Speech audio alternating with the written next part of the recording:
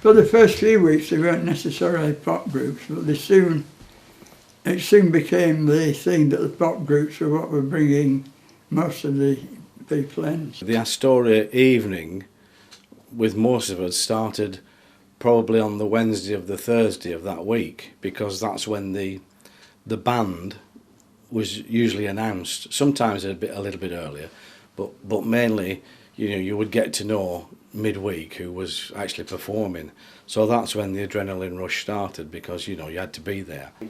Well, back in the 60s, my dad did. He was the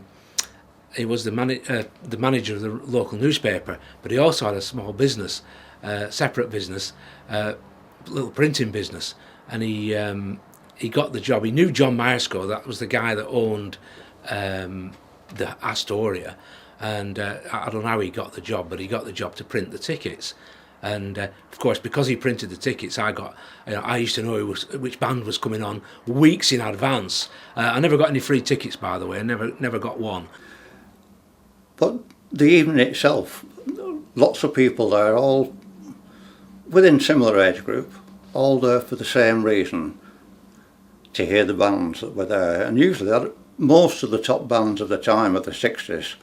The bands were, when you look back, for such a small Lancashire town like Rawtenstall within Rawtenstall Valley to have such an amazing dance hall. When you look back, it was iconic. We booked them over the phone, and we booked most of them from a gentleman called Lewis Buckley, who was in Southport and who was an agent. And he might come up with ideas. I would, me and my wife would listen to things like Radio Luxembourg, or Radio Caroline was just off the coast here. And you'd hear things and you'd think, gosh, that's bound to be a hit.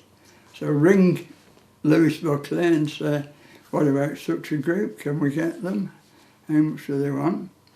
And Bob's your uncle. Fortunate in many ways, because the management of the Astoria were very, apart from being good businessmen, which is obviously what operates, they were also very clever in the sense that they could monitor the charts, be very aware of any new singles coming out, and they always tried to have the latest big thing on stage within 2 weeks of being number one or high up in the charts. They would have that band at the Astoria. Strangely enough, I can actually remember the first band I ever went to see, which would be Wayne Fontana and the Mindbenders. They had I think the hit record at the time was the one that went hum, hum, hum, hum, or something like that. Number one hit. I just can't imagine how that we got the bands at the time. These bands were number one in the charts.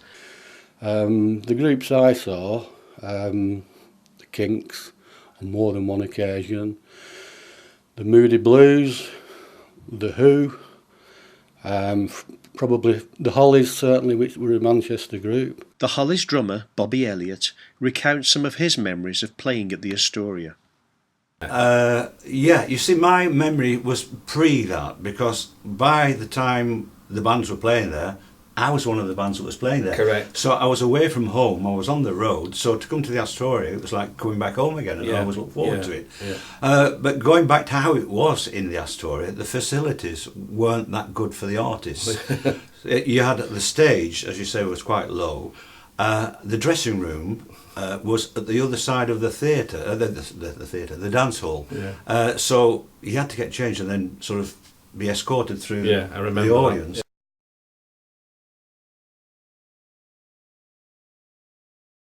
One of the bands that seemed to be very resident was Spencer Davis Group.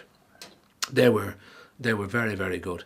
We saw the Small Faces. They were one of my favourite bands, as were the Who. Then we got bands like the Pretty Things. You've probably never heard of the Pretty Things, but they were quite big at the time. We got them, Van Morrison. That was absolutely fantastic. Again, all these bands were number one. Well, we were able to speak to the Who, and the stage was so low and near, you know, we could speak to them when in between them playing, and they loved the people from Lancashire, absolutely loved everybody, and we loved them, and it was just so interesting. You know, when you look at the bands that we got that were number one, I can actually remember the Animals. Number one with House of the Rising Sun, and they were here in Rawtenstall. Never the Beatles. I don't think the Rolling Stones. We hadn't got into this business of putting pop bands on Saturday nights at the time that the Beatles were possibly within our reach. And it was a terrible mistake, because we used to have girls ringing up at least once a week saying, when are the Beatles coming? And we said, oh, the Beatles, no, they're not coming, you know, put the phone. It was a dreadful mistake. So what was it like to play at the Astoria? Jerry Dawson was in a local band called the Vibratones. Now, going to Astoria, that was one of the places to be. There were good big places up and down the country, but around here, the Astoria was the place to go. They usually had 3 groups on. We were one of the 3 on our night. And we were given a list of order of appearance on stage. So everything was organised in that way. We had to be right, we had to be set up right. And of course the interchange of groups and equipment had to be done correctly.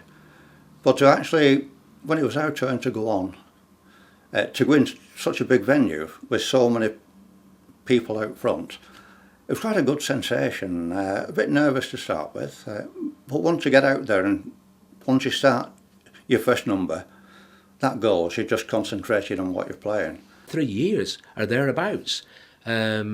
It's really, you know, it seemed a long time at the time, but basically I seem to remember going from about 1963 to about 66, 65, 66, something like that. And at the end of this short and successful period in the life of the Astoria came another major change.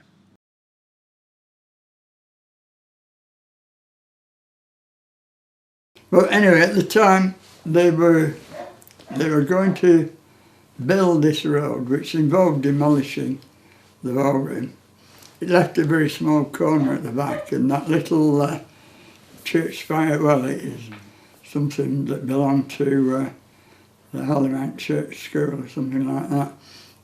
And we were on to the town hall and that, what's going to happen? And they said, oh, we're going to build a new town centre with a ballroom in it, and you know, you can rent that off us. When the Astoria closed, we were very, very disappointed. We felt let down, to be truthful. Obviously, you're not bothered when you're a teenager. You're not really that bothered about motorways and bypasses and stuff. It didn't really it didn't concern you. We wanted our Astoria. It was quite sad actually. Although I think I'd stopped playing by then, but I don't know, talk about memories, this is what we're talking about now. Now memories are always there, memories you can always fall back on at any time. And that was an era that it was great for many people. It was good for me, I enjoyed it. It was a sad day, but you can't do anything about it. Gutted. Not because of that it.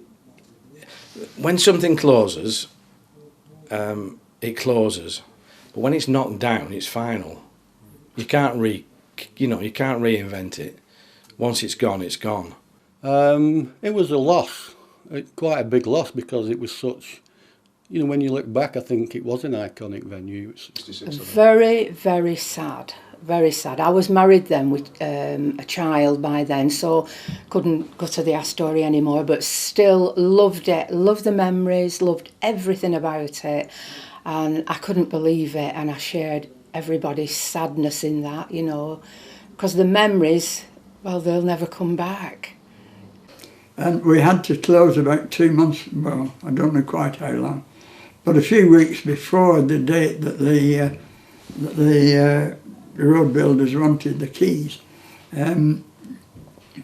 because we had to arrange an auction and sell off all the chattels, as you might call them. One option would have been to have had a closing down ball or dance or something like that. And I thought, we'll get some of the rough element coming, and because it's closing down, they'll start smashing things up. And we don't want that. So it closed down very suddenly, you know, with one Saturday night it was open, and by the Monday morning we had all the staff together and told, well, the catering staff and the rest, told them we're having to close, and that was it.